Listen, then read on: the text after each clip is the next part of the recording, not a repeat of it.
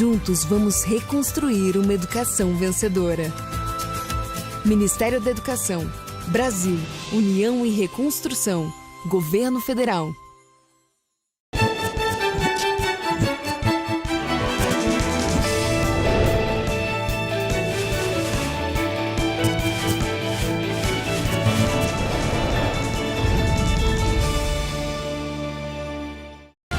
Jornal da Gazeta. Oferecimento. Casper. Em comunicação, inovação começa com C e termina com R. Boa noite. Governo anuncia auxílio de R$ 800 por desabrigado após passagem de ciclone no sul do país.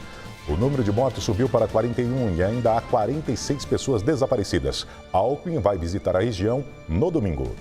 Flagrante de assalto na Marginal Tietê. Falso ambulante saca arma e rouba celular e aliança de motorista que estava parada no trânsito. Após propor delação premiada à PF, defesa de Mauro Cid pede liberdade provisória do cliente. Pedido de soltura é analisado por Alexandre de Moraes, que estuda acordo apresentado por militar. A auditoria do TCU conclui que Bolsonaro tem que devolver presentes que são patrimônio do governo. 111 objetos não seriam de caráter personalíssimo e outros 17 teriam alto valor comercial. Na agenda cultural com Felipe Vidal, destaque para a Bienal de São Paulo, maior evento de arte contemporânea do Hemisfério Sul. Você vai ver essas e outras notícias no Jornal da Gazeta, que começa agora.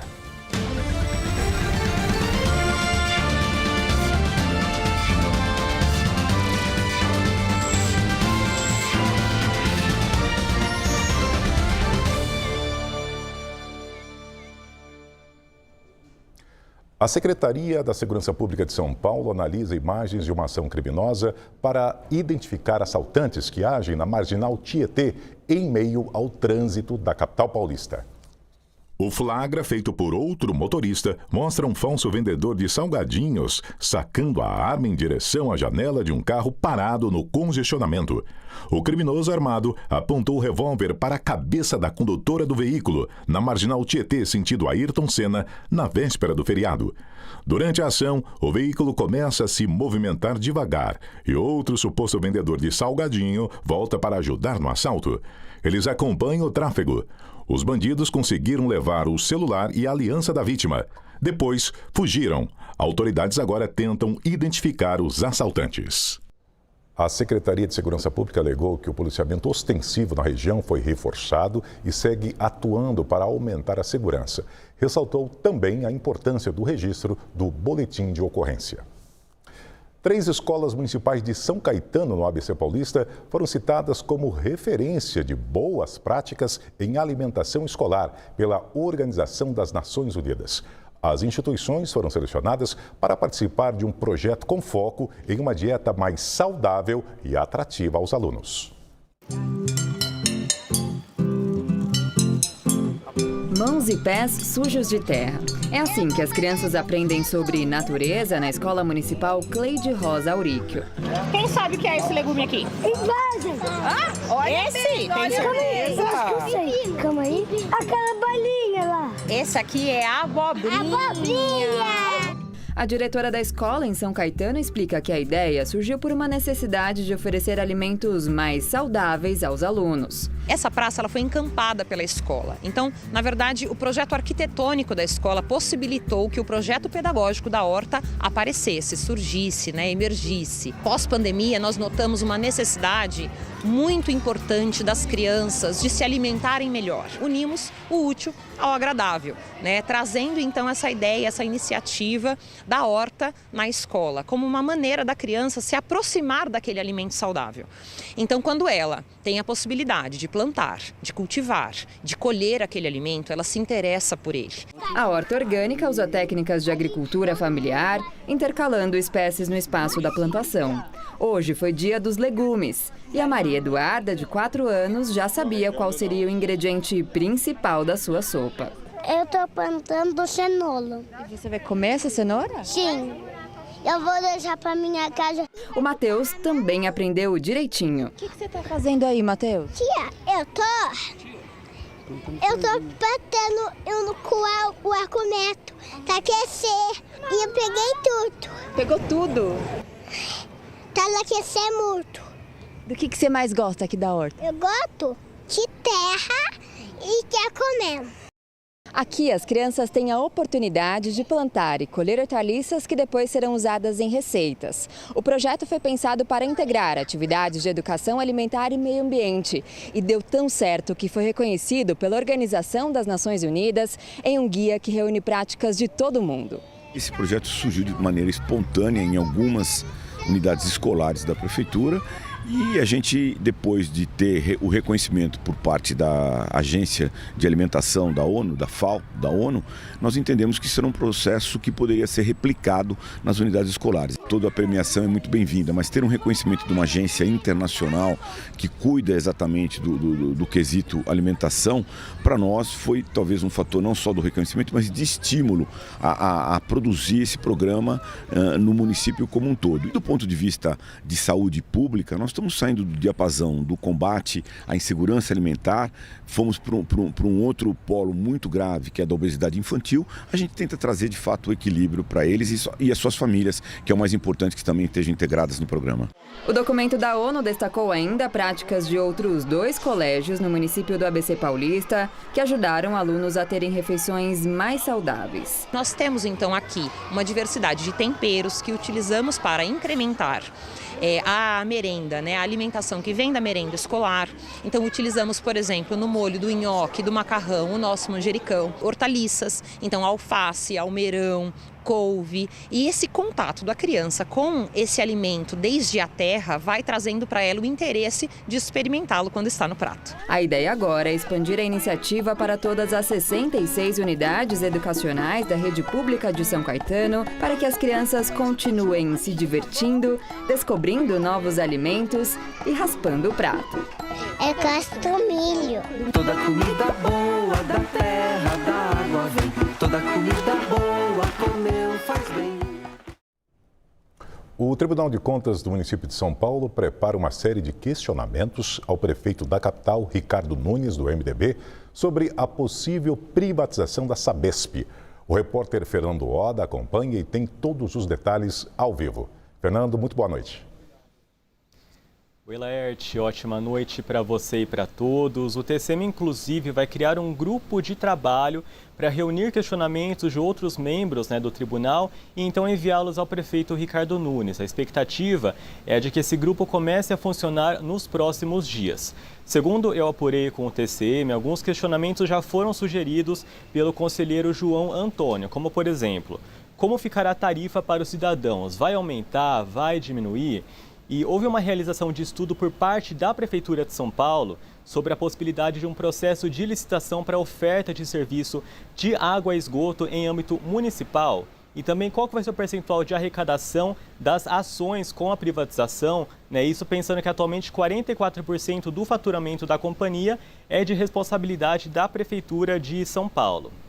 Bom, o pontapé para esses questionamentos foi justamente a assinatura por parte do prefeito Ricardo Nunes do termo de adesão às URAs, que são unidades regionais que podem criar regras próprias em relação à oferta de serviço de água e esgoto. E isso foi visto como uma sinalização positiva, um aceno em relação à privatização. Isso porque no contrato que a Prefeitura tem com a Sabesp atualmente, está previsto que em caso de privatização, a Prefeitura pode romper com a Sabesp, E isso então foi visto como uma sinalização por esse processo, E sem a capital não tem como ter privatização.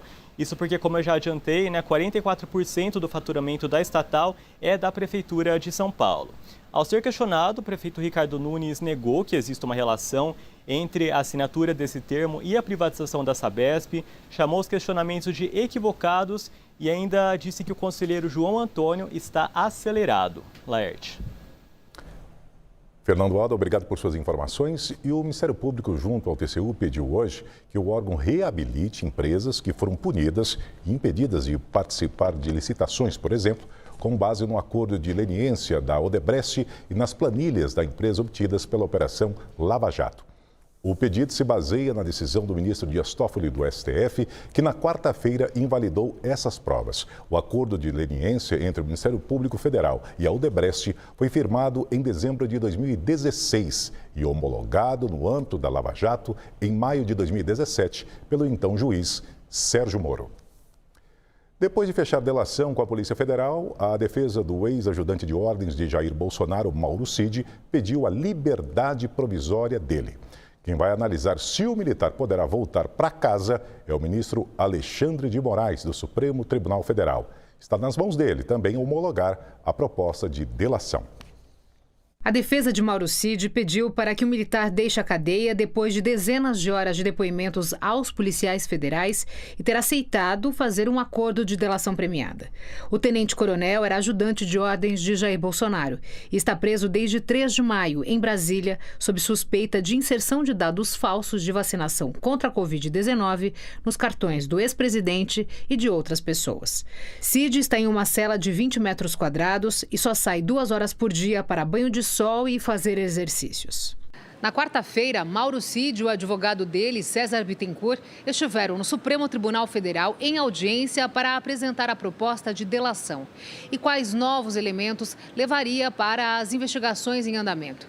O tenente-coronel ofereceu confissões sobre 3 temas. Além da fraude do cartão da vacina, deve falar também sobre o caso das joias sauditas e ainda sobre a chamada minuta do golpe. Tanto o acordo de delação quanto o pedido de liberdade provisória serão analisados pelo ministro Alexandre de Moraes. Entre os objetivos da delação estão recuperar valores e revelar a estrutura da organização criminosa, e assim individualizar responsabilidades. Os investigadores dizem que o ex-presidente Jair Bolsonaro está implicado. A defesa de Cid afirma que ele cumpria ordens e não tinha autonomia, como indicou o ex-presidente no mês passado. A partir dessa declaração de Jair Bolsonaro e do envolvimento do pai de Cid, o general Lorena Cid, e da esposa do ex-ajudante de ordens, Gabriela Cid, nas investigações, a conduta da defesa mudou. Segundo o advogado, a família teme pela vida deles. Em artigo publicado no site Conjur, em 2018, César Bittencourt escreveu que delator é mais mau caráter e traidor que os comparsas. Agora argumenta que segue com o mesmo pensamento, mas não vai deixar de usar a delação para que não prejudique o cliente. Mauro Cid deve voltar a prestar depoimento na semana que vem. A partir daí, novas diligências serão tomadas, entre elas prisões e buscas. Isso causa preocupação no entorno bolsonarista, que se diz no escuro com as informações passadas pelo ex-ajudante de ordens para a Polícia Federal. O Tribunal de Contas da União determinou que a Presidência da República reavalie em até 120 dias os 9.000 presentes recebidos pelo ex-presidente Jair Bolsonaro, do PL, durante o exercício do mandato. A medida consta em uma auditoria solicitada pela deputada federal Luciene Cavalcante, do PSOL. Dos 240 presentes de autoridades estrangeiras incorporadas ao acervo privado, técnicos do TCU identificaram que 111 não têm caráter personalíssimo ou de consumo direto, ou seja, deveriam ter sido incorporados ao patrimônio da União.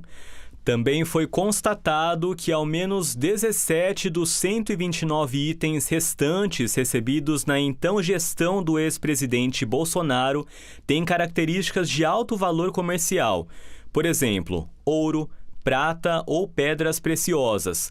Logo, deveriam ter sido incorporados ao patrimônio da União. A determinação do tribunal inclui ainda a instauração de procedimento administrativo para, em 180 dias, identificar e localizar outros possíveis bens ofertados ao ex-presidente e à ex-primeira-dama Michele Bolsonaro, além de agentes públicos e parentes que integraram comitivas em eventos oficiais no exterior. Ao se manifestar, a atual gestão federal afirmou ser inexequível a reanálise dos 9.158 itens direcionados ao acervo privado do ex-presidente Bolsonaro. Argumentou não ter permissão legislativa para reavaliar presentes não originários de autoridades estrangeiras e alegou não ser possível garantir o cumprimento da determinação por não ter poder de polícia sobre Bolsonaro, bem como não ter a listagem de presentes não revestidos de caráter personalíssimo. A Presidência da República solicitou ainda critérios mais claros que definem o que pode ser considerado personalíssimo. A auditoria identificou também presentes não registrados pelo Departamento de Documentação Histórica da Presidência, que não foram incorporados ao patrimônio público ou ao acervo documental privado de interesse público do ex-presidente. Constam um fuzil e uma pistola, entregues este ano à Polícia Federal após determinação do próprio TCU, além de um par de brincos de ouro e uma bicicleta dados a ex-primeira-dama Michele Bolsonaro. Em agenda internacional, o presidente Lula está na Índia, que vai sediar a reunião de cúpula do G20. A comitiva brasileira embarcou ontem, logo após o desfile no Dia da Independência. O repórter Afonso Marangoni tem mais informações em Brasília. Afonso, boa noite. Boa noite, Laerte. Boa noite a todos. O presidente Lula, então, já desembarcou em Nova Delhi para uma série de encontros e a agenda dele, principalmente, é para assumir a presidência do G20, que é esse grupo das maiores economias do mundo. A partir de dezembro, então, o Brasil presidirá este bloco por um ano. Lula também, nesta visita à Índia, vai ter vários encontros bilaterais, vai aproveitar para fazer esses encontros, por exemplo, com o presidente da França, Emmanuel Macron, com o presidente da Turquia, Recep Tayyip Erdogan, e também com o príncipe herdeiro da Arábia Saudita, o Mohammed bin Salman. Portanto, estes são os compromissos que já estão engatilhados para acontecer, mas ao longo dos próximos dias, das próximas horas, pode-se fechar também novas agendas bilaterais. Na volta ao Brasil, Lula vai dar posse aos 2 ministros do Centrão, que foram anunciados já para o governo, André Fufuca no esporte e Silvio Costa Filho no Ministério de Portos e Aeroportos. Inclusive, ontem o Republicanos disse que Silvio Costa Filho foi uma escolha exclusivamente do presidente Lula, que vai seguir independente no Congresso Nacional, que não vai ingressar formalmente na base do governo. Inclusive, disse que o Silvio Costa Filho vai precisar se ausentar das funções dele dentro da legenda e, claro, também deixar o cargo de deputado para assumir aqui o ministério. Agora voltamos ao estúdio. Afonso Marangoni, obrigado por suas informações. E agora o comentário de Josias de Souza, direto de Brasília. Um presidente da República é as escolhas que ele faz. Como qualquer ser humano, o presidente está sujeito a equívocos. E não são os erros que arruinam uma presidência, mas o modo como o presidente age depois de cometê-los. Lula concluiu nesta semana a mexida no seu ministério. Ao premiar o Centrão com novos cofres na esplanada, sem afastar das arcas da pasta das comunicações Juscelino Filho, um ministro sob investigação da Polícia Federal e com bens bloqueados pelo Supremo, Lula subverteu o provérbio. Mostrou que é errando que se aprende a errar. No poder desde a chegada das caravelas, o Centrão não tem piedade de nenhum governo, mas Lula deveria ter compaixão pelo contribuinte brasileiro. Em março, quando já estava claro que a nomeação de Juscelino fora um erro crasso, Lula declarou: se ele não conseguir provar a inocência, ele não pode ficar no governo. Após ouvir o ministro, o presidente o manteve no cargo. Decorridos 5 meses, as investigações da PF fizeram de Juscelino um inocente muito parecido com as virgens de Sodoma e Gomorra. Lula deu de ombros para os achados da polícia. Simultaneamente, o presidente entregou o Ministério dos Esportes a André Fufuca e a pasta dos Portos e Aeroportos a Silvio Costa Filho. A troca de Ana Moser, uma medalhista olímpica sem filiação partidária, por Fufuca, um zagueiro do PP de Arthur Lira, evoca uma passagem do livro de memórias de Fernando Henrique Cardoso. Nela, o ex-presidente tucano contou experiência amarga que viveu em 26 de abril de 1996. Espremido pelo Centrão, aceitou desalojar Doroteia Werneck, uma técnica de mostruário do Ministério da Indústria e Comércio.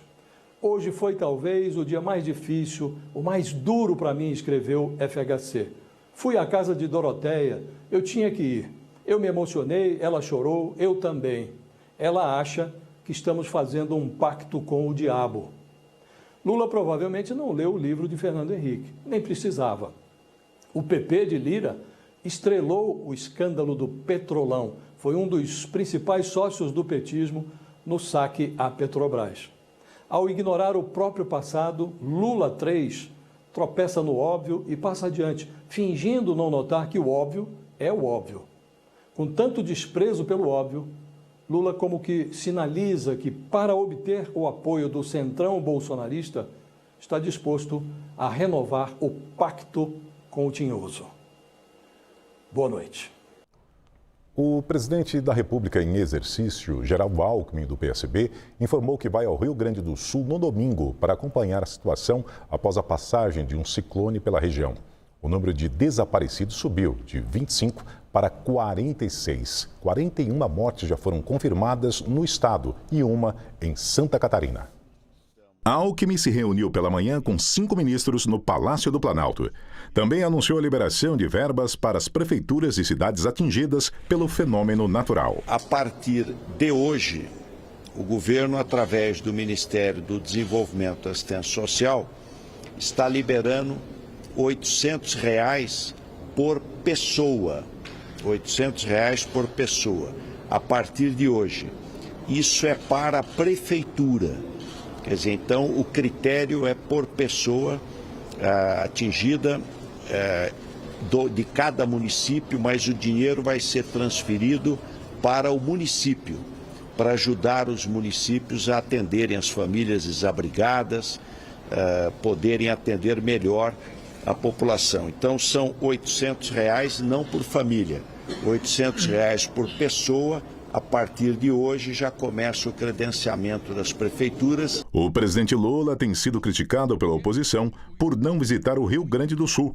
Questionado, Alckmin justificou a ausência do presidente. Os seus ministros estiveram lá. O presidente tinha ontem, o 7 de setembro, não tinha como sair. No dia anterior teve uma indisposição de saúde. Mas todo o governo empenhado em atender a região. E daqui a pouco o Felipe Vidal atualiza a previsão do tempo para o Rio Grande do Sul e todo o país. No mercado financeiro, o dólar comercial fechou a semana estável, cotada a R$ 4,98 na venda. O Ibovespa da Bolsa de Valores B3 encerrou o pregão em queda de 0,58% aos 115.313 pontos. E agora vamos ao comentário de economia com Denise Campos de Toledo. O governo, com a reforma ministerial, busca um maior apoio no Congresso. Precisa disso, principalmente na atual fase, com pautas que têm menor adesão, como as que aumentam os impostos. Só que, ainda que tenha mais apoio, isso não o livra de novos desafios. Agora, por exemplo, sob pressão de Arthur Lira, está tendo de discutir uma reforma administrativa, pauta rejeitada pela base raiz, o PT, muito ligada aos sindicatos e ao funcionalismo. Em princípio, já se posicionou contra a PEC 32, que tramita no Congresso, que o governo anterior também não se esforçou para levar adiante. O Partido dos Trabalhadores já tinha rejeitado a proposta em 2022, vendo riscos de precarização das relações de trabalho no setor público, com viés de subordinação do Estado aos interesses do mercado.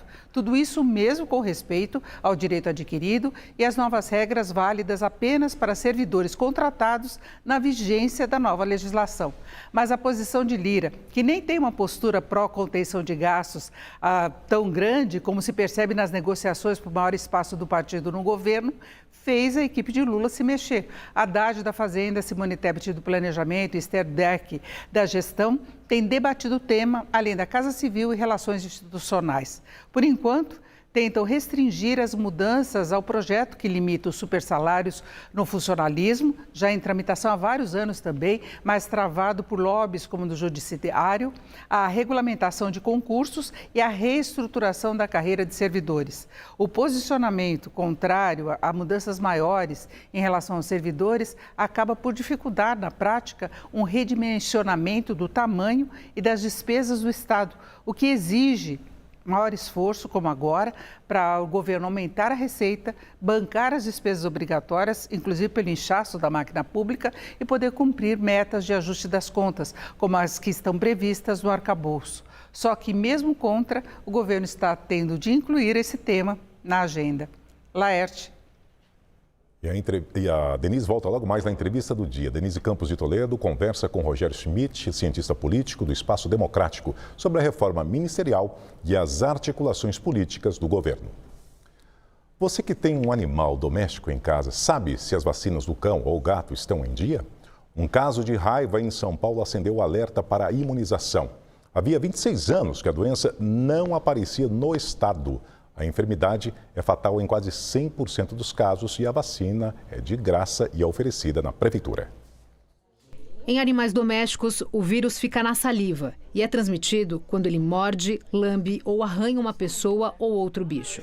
A médica veterinária Karim Boteon explica que há diferentes tipos do vírus da raiva. O mais comum é o transmitido pelo morcego. Tem a variante canina, tipo 1, tipo 2. Tem variantes do morcego e tem variantes de canídeos silvestres. Os morcegos contaminados, eles acabam caindo no chão e não conseguem levantar voo. Então, ele acaba sendo uma presa fácil para um cão. Independente se a pessoa ou o animal contraiu de um animal silvestre, de um animal rural, porque a gente tem o ciclo rural também da raiva, né, de bovinos, equinos, ou se ela contraiu de um morcego, por exemplo, todas elas têm o mesmo impacto. O que ainda não se sabe é se o vírus que afetou o cachorro, resgatado no dia 27 de agosto na capital paulista, é do tipo canino ou transmitido por morcegos. Depois do resultado positivo para a raiva no exame cerebral feito no centro veterinário para onde o cão foi levado em Taboão da Serra, outras análises devem esclarecer esses detalhes. Desde 1997 que um animal não era diagnosticado com a doença aqui em São Paulo. O caso acendeu o sinal de alerta para que a população mantenha em dia a vacinação de cães e gatos. Essa é uma vacina obrigatória, tem de graça em muitos municípios, como aqui na capital paulista, e não tem perigo de reaplicar a imunização em menos de um ano em caso de dúvida. A raiva é fatal para os animais e também para nós, humanos. Só que no nosso caso, tem remédio. Ainda assim, é preciso procurar atendimento médico rapidamente se houver algum tipo de suspeita. A doença costuma deixar o cão mais agressivo e ele pode apresentar também paralisia e salivação excessiva. No diagnóstico recente, o animal tinha sintomas neurológicos e foi isolado na sexta-feira passada. Mas no dia seguinte foi submetido à eutanásia, depois de uma piora no quadro de saúde dele. O ideal é tomar cuidados preventivos o mais rapidamente possível para que o vírus não atinja o sistema central e nem provoque inflamação no cérebro e outros órgãos. Se uma pessoa for mordida, lambida ou arranhada por um animal suspeito, deve lavar o local ferido com água e sabão e procurar a unidade de saúde mais próxima para se vacinar ou receber soro antirrábico. Médicos veterinários e quem trabalha com proteção animal devem tomar os cuidados preventivos. Principalmente se o animal tem algum sintoma neurológico, porque como a maior parte dos cães eles apresentam esse sintoma neurológico, e era o caso desse cachorrinho, né? Ele tinha sintomas neurológicos, isso já é uma bandeira de alerta para que o animal possa ter infectado com um vírus como a raiva, por exemplo. Como a gente não sabe o histórico desse animal, então todos os cuidados, né? Por exemplo, utilizar focinheira, às vezes é um animal que está com dor, foi atropelado, ele pode vir a morder ou ele está assustado. A Secretaria de Saúde de São Paulo faz imunização de cães e gatos a partir dos 3 meses de idade em diversas áreas da cidade, conforme consta no site da Prefeitura. Veja a seguir as atrações da 35ª Bienal de São Paulo e também a previsão do tempo para o Brasil e o estado de São Paulo com Felipe Vidal. A gente volta já já.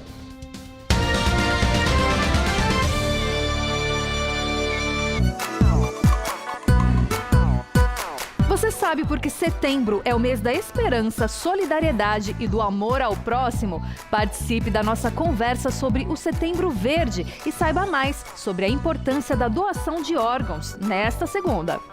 E é claro, para começar a semana com o corpo na ativa, já afasta o sofá da sala porque tem treino de superiores te esperando. E na culinária, uma receita para adoçar a nossa tarde. Tem torta banoffee. Essa delícia e outras dicas você só aprende aqui no Você Bonita, nesta segunda, 1 da tarde. Sabe por que em comunicação, inovação começa com C e termina com R? Porque quem faz Casper cresce, se destaca e mostra o seu talento para o mundo. Afinal, com 75 anos de tradição, a Casper já formou grandes comunicadores que atuam nos mais variados meios e segmentos.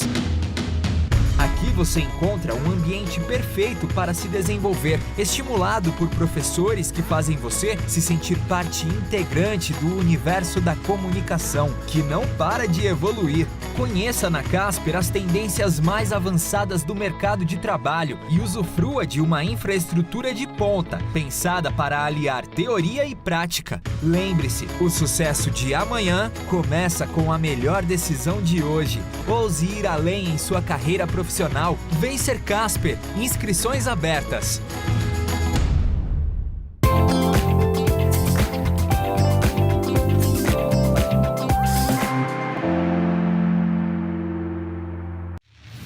Muito mais completo. Muito mais dinâmico. Muito mais atualizado. GazetaEsportiva.com. Os principais campeonatos, reportagens especiais, placar ao vivo, enquetes, conteúdos exclusivos, entrevistas, resenhas, bastidores, notícias minuto a minuto, vídeos e muito mais. GazetaEsportiva.com. Muito além dos 90 minutos. Emerson, como vender mais? Gente, eu recebo muito essa pergunta. E não tem segredo. Para vender mais, tem que anunciar. Agora é preciso saber onde e como.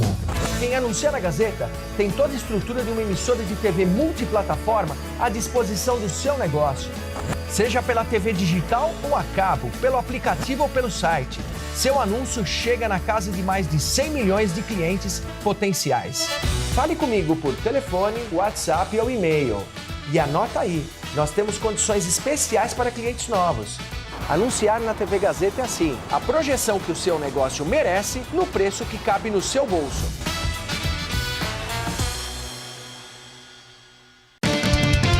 A temporada de eliminatórias do Mundial começou. Neste domingo, o Mesa comenta a estreia de Fernando Diniz no comando da seleção brasileira. Tem também tudo sobre a final da Copa do Brasil. Quem leva? Flamengo ou São Paulo? Acompanhe as projeções para essa decisão emocionante. Confira ainda uma matéria sobre o desempenho dos reforços do São Paulo. Um balanço da situação de Dorival Júnior pós-eliminação na Sul-Americana. Dos esforços de Luxemburgo para reorganizar o Corinthians durante o hiato. E do desafio de Abel Ferreira para substituir Dudu após a contusão. No estúdio, a presença do ator Luigi Baricelli e do técnico do Juventus, Jorginho. Mesa Redonda, neste domingo, 21h. Mesa Redonda.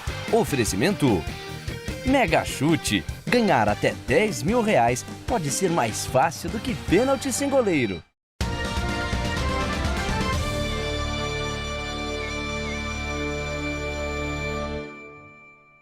Agronegócio. A Petrobras informou que marcou sua entrada no mercado voluntário de créditos de carbono, ao adquirir créditos equivalentes a 175 mil toneladas de gases de efeito estufa evitados.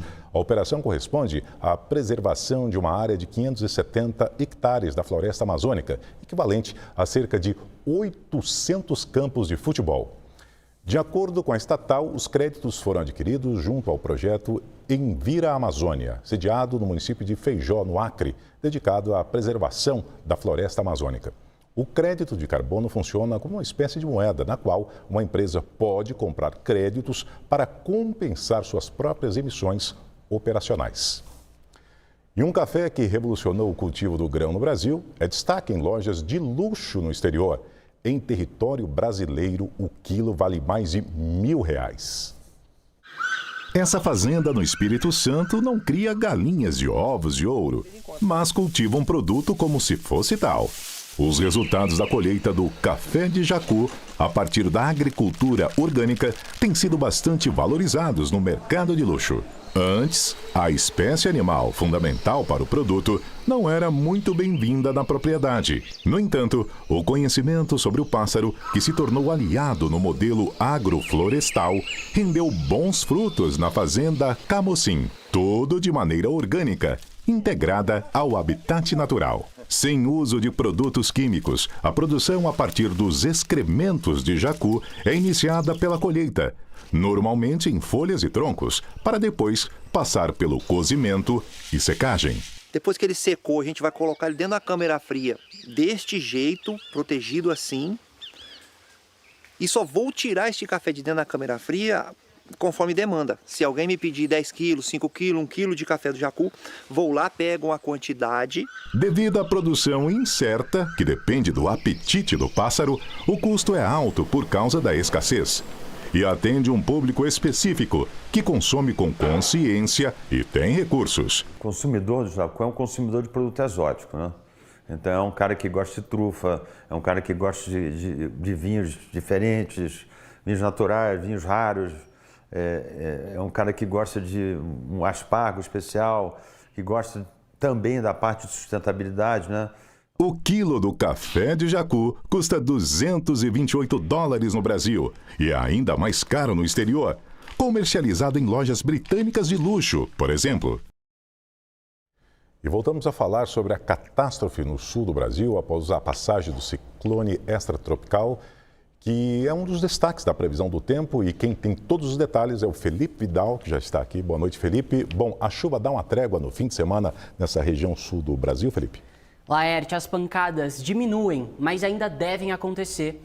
E a gente sabe que qualquer água é sinal de alerta nesse momento.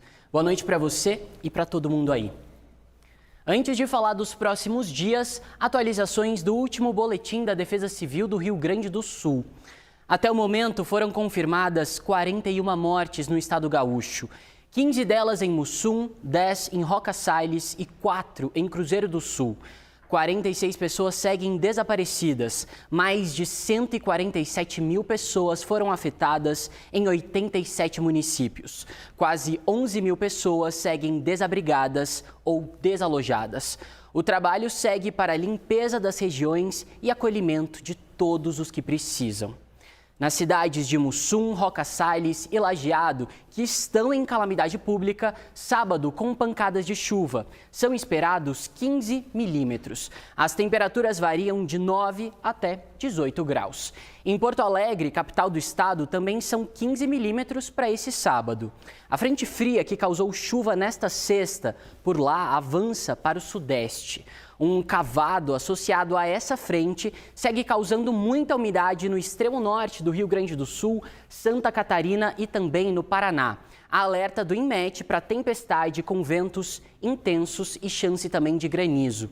No domingo, as instabilidades reduzem e o sol deve ser mais constante nos 3 estados do sul. Mas há um alerta para a aproximação de uma nova frente fria na segunda, que levará chuva para o centro-sul gaúcho. É um vai e vem, né, no tempo que demanda a atenção de todo mundo, né, da população e também das autoridades. Já pelo Brasil, Felipe, tem previsão de chuva também? O restante do Brasil? Pois é, pode ter chuva com intensidade no Mato Grosso do Sul de novo, viu? No norte e litoral do Nordeste também. Sobre as temperaturas, faz bastante calor mais uma vez. No sábado, 30 graus em BH, 33 no Rio de Janeiro. Boa Vista lá em cima com 36. Palmas e Teresina, 37. Cuiabá, mais uma vez, beirando os 40, 39 graus. Em São Paulo também faz calor, mas tem chuva prevista e ventania. O motivo é a frente fria que eu disse agora há pouco. O tempo fica firme só na região de Ribeirão Preto e também aqui na divisa com o Rio de Janeiro. Os acumulados são mais altos em Presidente Prudente e também aqui no Vale do Ribeira. Na capital, sábado de pancadas isoladas. A máxima chega a 30 graus. A nebulosidade diminui e o sol predomina no início da semana. Domingo, máxima de 27, segunda, 31. Bom, feitos os destaques, da previsão, se é sexta-feira, não pode faltar as dicas da agenda cultural aqui no Jornal da Gazeta. E eu começo pela 35ª edição da Bienal de São Paulo, que é a segunda mais antiga do mundo e o maior evento de arte contemporânea do Hemisfério Sul. Coreografias do impossível. Este é o mote da curadoria. Estamos diante de uma exposição que é muito crítica. Trata das questões afrodescendentes, da diáspora, há arquivos trans, há elementos complexos, mas não é nada essencialista. No pavilhão Titilo Matarazzo, no Parque Ibirapuera, uma constelação de 1.100 obras ocupam por completo o espaço. É a primeira edição do evento que possui, em maioria, a presença de artistas não brancos. Um grupo representado por 121 nomes, que apresentam realidades, trajetos e ancestralidades nas mais variadas linguagens artísticas. Segundo os curadores, as urgências dos nossos tempos. Os temas são apresentados não como fragmentados, mas apresentam-se como várias camadas de uma mesma obra. Então, eu diria que nós filosofamos muito sobre o que é o impossível e o que é impossível. Desenvolvido pelo escritório de arquitetura Vão, há uma alteração temporária ao projeto arquitetônico criado por Oscar Niemeyer. Nós estamos muito otimistas com o público. Nossa meta é voltar a atingir o público de 1 milhão de visitantes que já tivemos no passado. O evento acontece até 10 de dezembro de forma gratuita. Ainda na programação, há performances, música, encontros com artistas e mesas de discussão.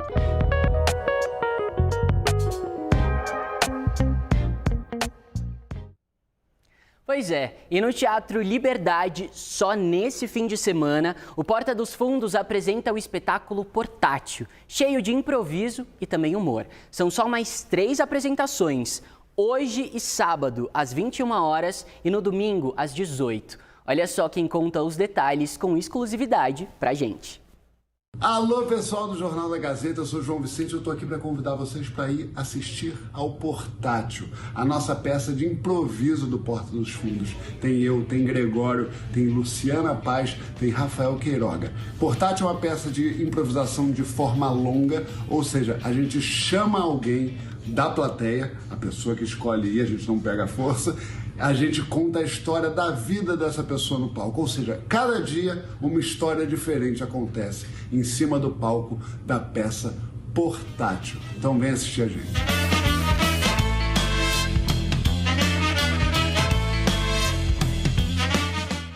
A risada tá garantida com toda certeza. Obrigado aí a Pombo Correia Assessoria.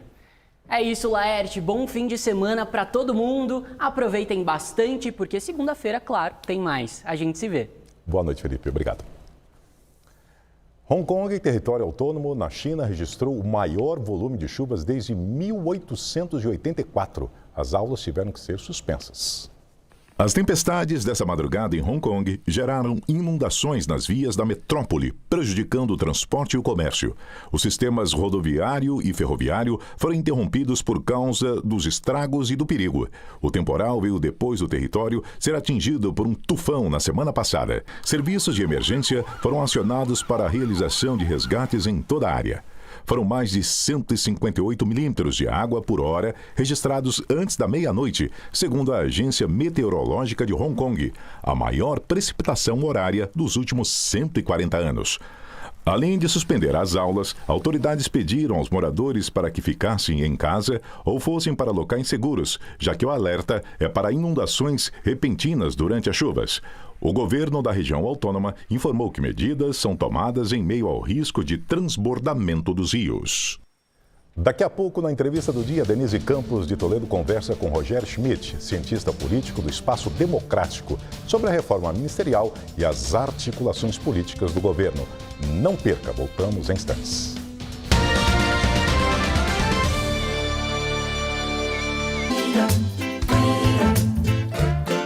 Superar o luto assunto não é fácil, mas falar com especialistas e pessoas que já passaram por isso pode ajudar. Esse tema é pauta no Mulheres, nesta segunda. E quem participa desse papo é a apresentadora Alessandra Scatena, que após perder o marido teve que reencontrar seu eixo para seguir em frente. Você também confere as previsões da semana para os signos com Daniel Atala. Será que vem sorte por aí? Tô aqui torcendo. E na culinária tem peixe ao forno acompanhado por um molho de espinafre, que é um show à parte. E uma receitinha que é a cara de Minas Gerais e vai agradar todo mundo. Torta de abóbora com coco. Tudo isso você confere no Mulheres dessa segunda às 2h30 da tarde.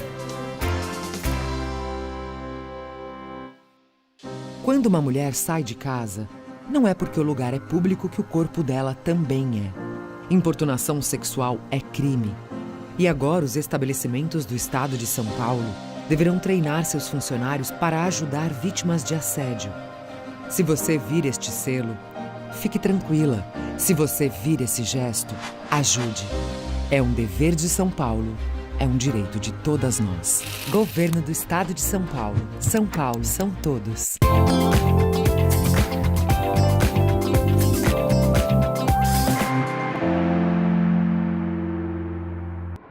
Quanto conhecimento cabe em apenas um toque?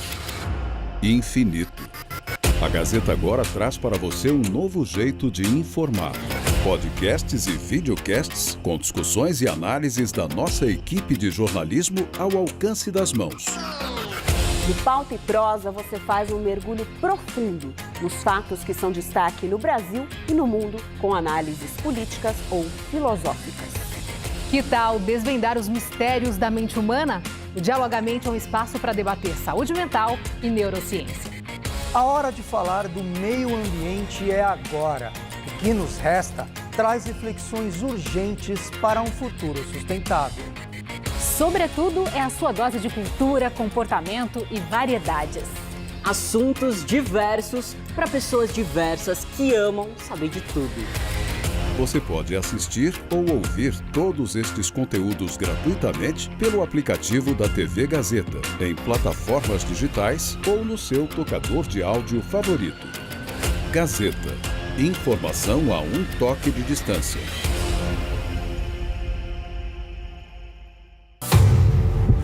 No centro pulsante de São Paulo, milhares de corações disparam em sincronia atrás do mesmo objetivo: a glória.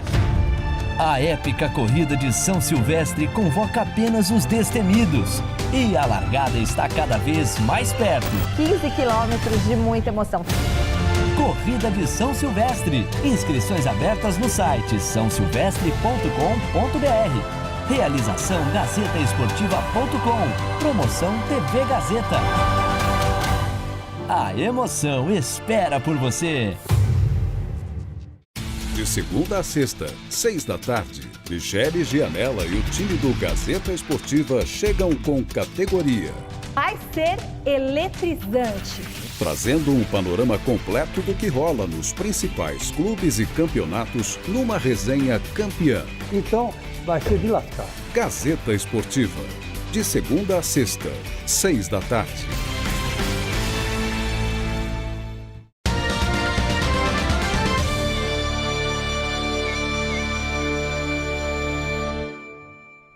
Vamos direto para a entrevista do dia com a Denise Campos de Toledo. E nós vamos falar agora da reforma ministerial, das articulações políticas do governo. Eu estou aqui com o Rogério Schmidt, que é cientista político do Espaço Democrático. Rogério, boa noite. Boa noite, Denise. Bom, vamos falar de reforma ministerial, né? Depois de longas negociações, atrasos, resistência, o governo anunciou essa reforma trazendo PP e republicanos para a base de governo mesmo, para os ministérios, partidos que foram da base de Bolsonaro. E aí já começa algum enrosco, né? Porque nós tivemos os republicanos divulgando uma nota de que a escolha foi pessoal, não é? A indicação do novo ministro Silvio Costa Filho. Tarcísio de Freitas não gostou de uma postagem aí de Márcio França, que também foi trocado, né, no ministério, e deixando claro que ele não vai ser base de governo. Né?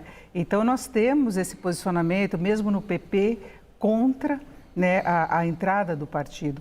O governo garante uma base de apoio efetivamente maior. Como é que você vê o cenário a partir de agora? A gente precisa ressalvar o seguinte, tanto no Republicanos como o PP, pelo menos oficialmente, os dois partidos estão dizendo que continuam se mantendo independentes, né?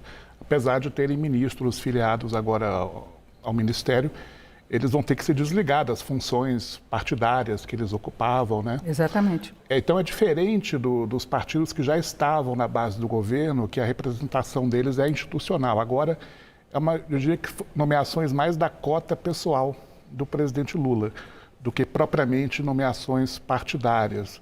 Pelo menos nesse primeiro momento. São partidos que estavam na coalizão do ex-presidente Bolsonaro, mas são partidos que já participaram do governo Lula. Antes era PT, né? O famoso centrão, não é? Que vai conforme a onda, mas ainda tem muitos que são fiéis, né, entre aspas, ao ex-presidente Bolsonaro.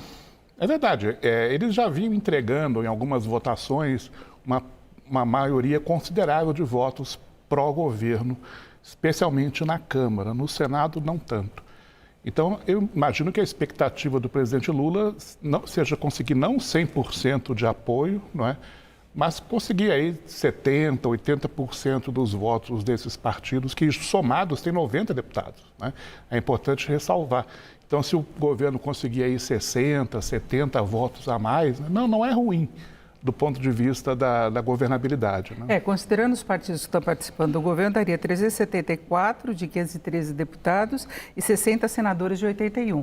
Então, essa é a base. Então, a gente sabe que não vai aderir totalmente ao governo, mas pode garantir algum voto. Agora, e o desgaste em troca disso? Porque se tem uma posição meio pessoal, a saída de Ana Moser, principalmente, teve uma repercussão negativa na base raiz mesmo do governo, né? No Partido dos Trabalhadores. A Janja também questionou, e não só pelo trabalho dela, que ela não tem nem partido, né, pelo que ela podia executar pelo esporte, mas pela representatividade de mulheres no Ministério, né? No caso da ex-ministra, agora, Ana Moser, eu acho que o que teve ali foi, em junho, o Congresso aprovou a Lei Geral do Esporte, que é o marco regulatório de todo esse setor, aí, que substitui a Lei Pelé, enfim, consolidou toda a legislação num único texto. Só que por conta das sugestões da ex-ministra Ana Moser, o presidente Lula vetou nada menos do que 134 itens da Lei Geral do Esporte. E eu acho que foi ali que ela perdeu apoio no Legislativo. Então, já naquela época se falava que ela poderia ser uma das candidatas, né, a perder o cargo na reforma, que foi o que aconteceu. Além de, como ela não é filiada a partido, né, tem esse problema de não conseguir... a presença dela não se traduzia em votos para o governo no Congresso. Ela disse que vai continuar trabalhando em defesa da posição que ela tem em relação aos esportes, não se sabe exatamente se ela pode ainda vir a ter alguma função no governo. Agora, tem um certo desgaste por essa proximidade exatamente de partidos que estavam na base de Bolsonaro, não é, que foram muito combativos e que abandonaram Dilma Rousseff lá atrás também. Então, tem uma situação meio que mal resolvida, não tem? É verdade, assim, mas a gente precisa lembrar que de todas as passagens do presidente Lula pelo Palácio do Planalto, essa terceira passagem é que tem o PT com o menor número de deputados no Congresso.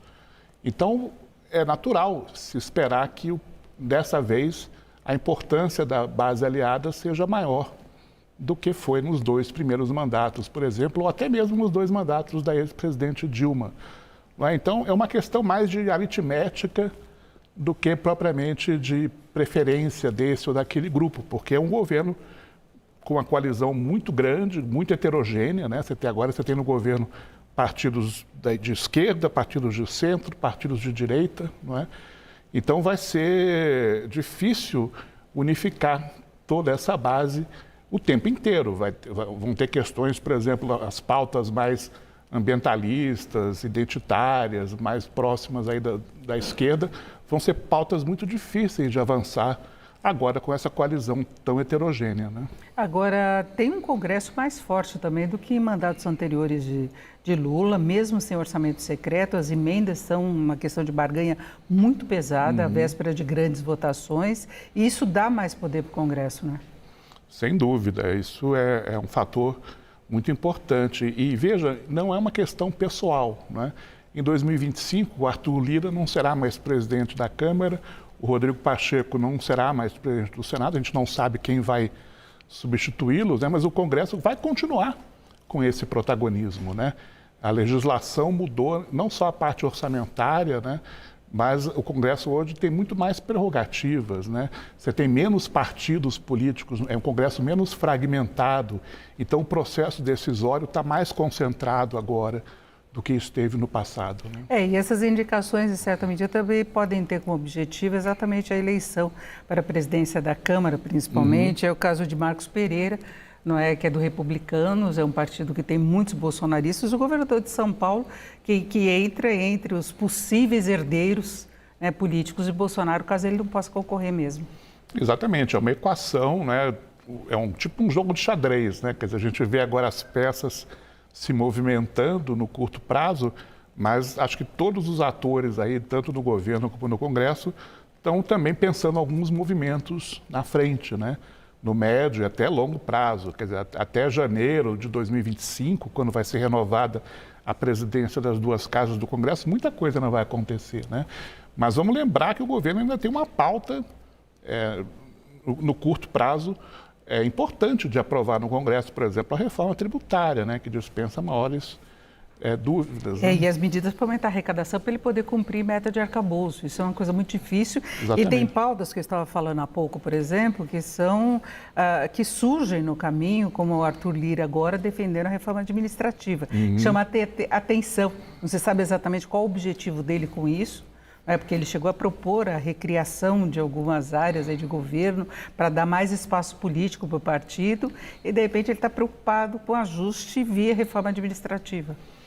A reforma administrativa teve uma PEC, né, que foi apresentada pelo governo anterior, né? E todo mundo segurou, inclusive o próprio governo. Mas chegou a ser aprovada numa comissão especial da Câmara e, teoricamente, ela já pode ser votada no plenário. Só que o governo não quer essa PEC porque ela acaba com a estabilidade do funcionalismo público. O governo está sinalizando que ele aposta na aprovação de projetos de lei que produzem também resultados de redução de despesas, né? Como, por exemplo, o fim dos super salários, do funcionalismo público, a regulamentação dos concursos públicos. Então, eu acho que essa reforma administrativa, se nós entendemos dessa segunda maneira, essa sim pode ser uma agenda que vai avançar. Agora, Rogério, para encerrarmos, a gente tem só 1 minuto e meio, a gente percebe que ainda há um clima de polarização, não é?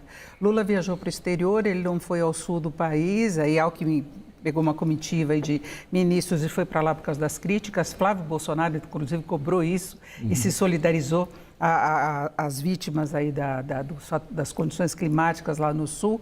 E a gente vê Janja fazendo L no 7 de setembro, se cobrou muito que o 7 de setembro tinha menos mobilização, a gente vê a polarização muito presente ainda, não é? É verdade, ela não desapareceu. Eu acho que já melhorou bastante, não é? Se a gente comparar o que foi o 7 de setembro esse ano, mesmo com pouco público, né?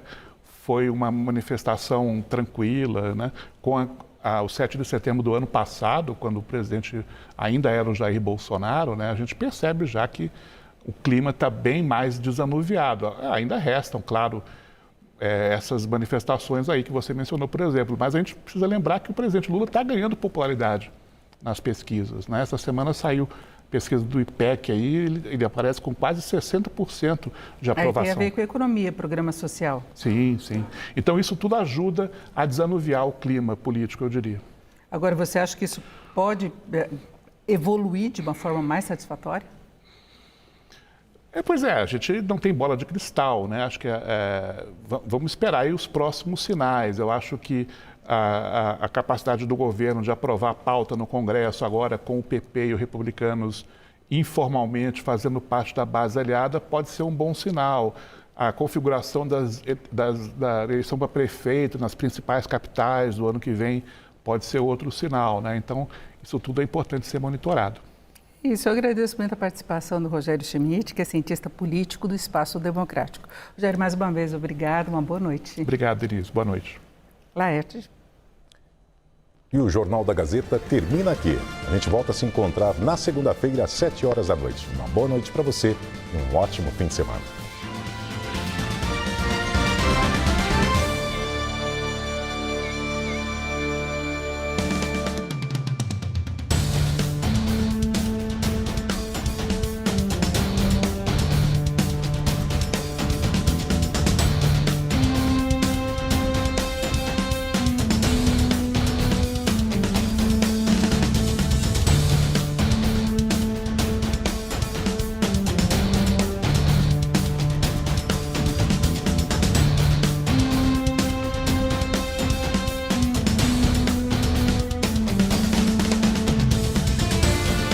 Jornal da Gazeta.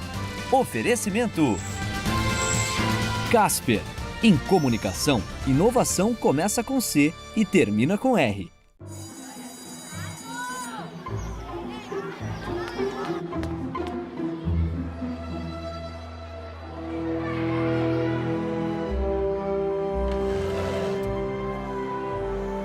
Aprender a ler e escrever é um direito fundamental.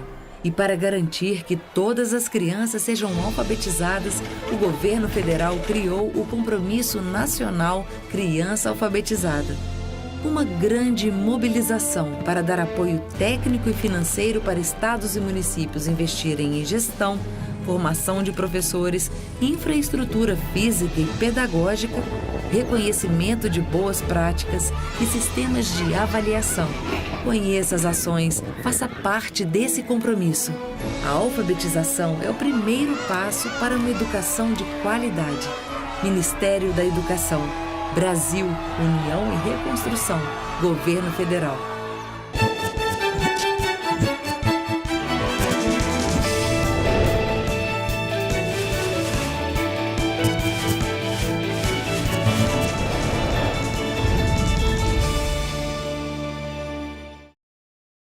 Nossa próxima atração tem classificação livre.